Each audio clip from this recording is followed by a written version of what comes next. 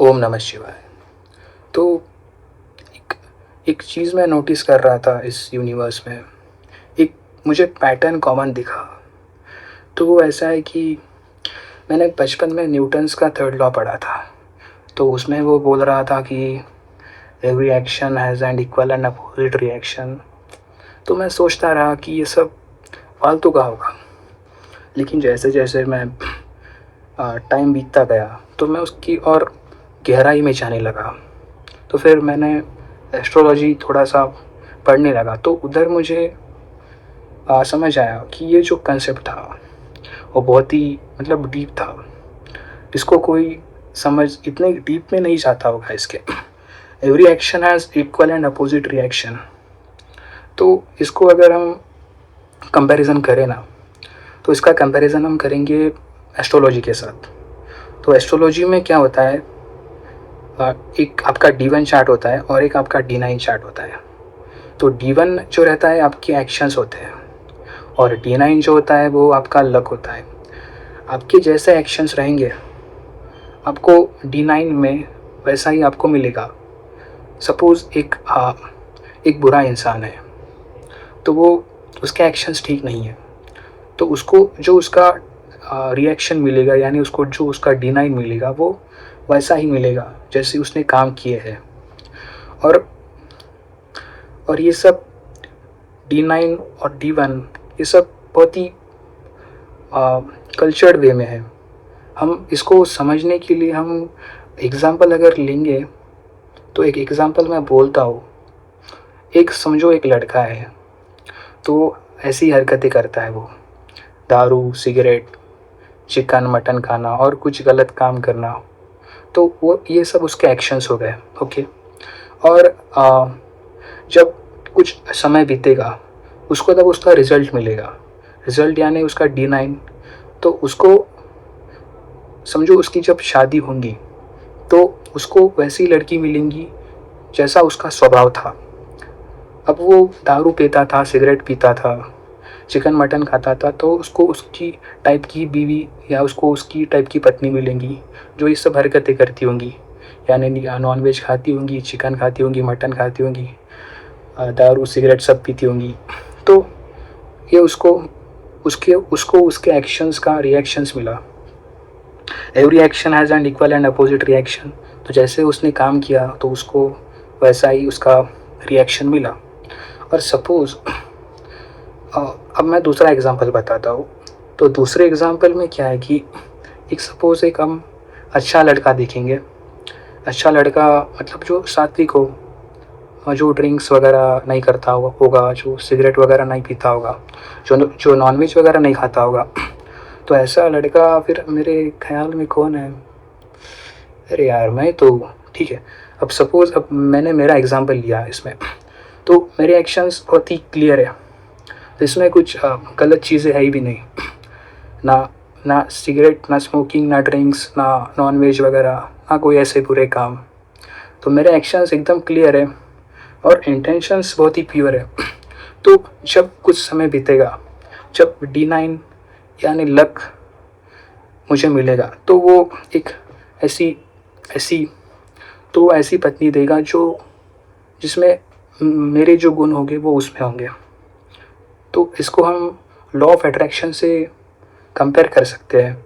तो इसमें एक बात की क्लियरिटी है कि जो कुछ भी होना है वो तो होगा ही। We can't escape the reality, but हम जैसे हैं हमको वैसा ही मिलेगा। Every action has equal and opposite reaction. तो जो कुछ भी हम हैं वैसा ही हमें मिलना है, इसमें कोई दोहराए नहीं।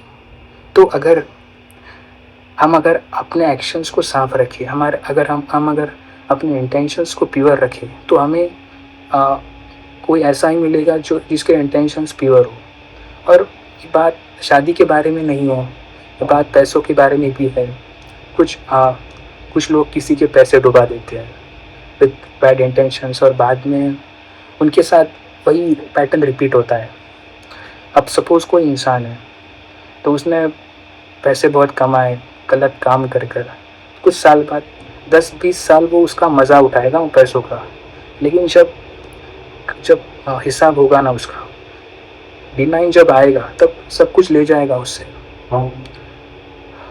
और ये सच है, मैंने बहुत सारे एग्जाम्पल्स मेरे आंखों के सामने देखे ये सब होते हुए, और इससे भागना मुमकिन नहीं।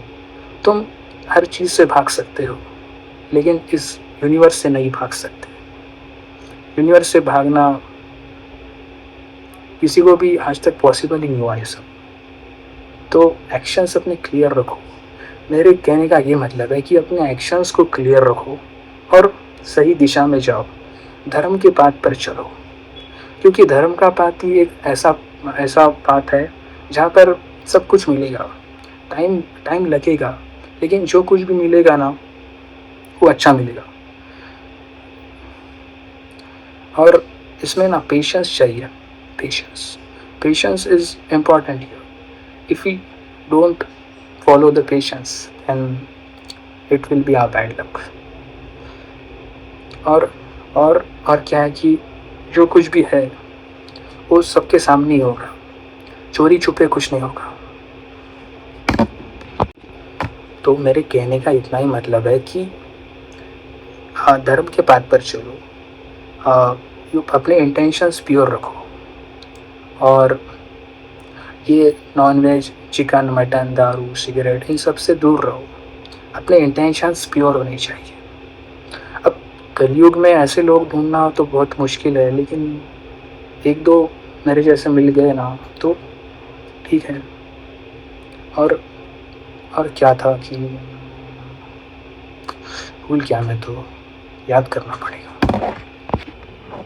तो मैं कह रहा हूँ कि अपने एक्शंस पर लगाम दो और ठीक से जो कुछ भी है अनुसरण करो, और धर्म के पाथ पर चलना ही है, कुछ भी हो जाए, चाहे गर्दनें भी कट जाए, धर्म का पाथ नहीं छोड़ना।